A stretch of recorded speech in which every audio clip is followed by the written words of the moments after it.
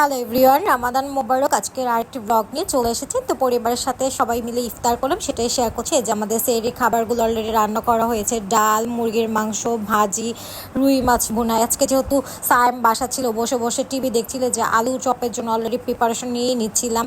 এখানে হচ্ছে আমার বাসা, যেহেতু আমার কাজিন, আমার খালামুনির আসছে, তো এখানে আমার কাজিন, আমার বেবি মিলে হচ্ছে ওরা কার্টুন দেখছিল। তো আলহামদুলিল্লাহ পরিবারের সাথে ইফতার করার মতো বরকত রহমত আর কিছুই নেই।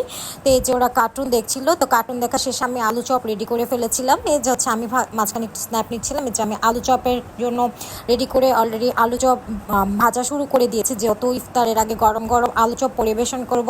তো এখানে আমার কাজিন, আমার খালামুনিরা ওরা সবাই মিলে আড্ডা দিচ্ছিল। এখানে কিছু বাজার অলরেডি আমি চলে আসছিল। তো আজকে আমাদের ইফতার ছিল চিকেন, ফ্রাইড চিকেন, তারপর হচ্ছে পিজা। যে আলহামদুলিল্লাহ সবাই মিলে একসাথে ইফতার করতে বসছি। তো কারা কারা পরিবারের সাথে ইফতার করেছেন, আপনাদের রমাদানের দিনগুলো কেমন কাটছে অবশ্যই কিন্তু শেয়ার করতে ভুলবেন না। রেজে অবশেষে আমি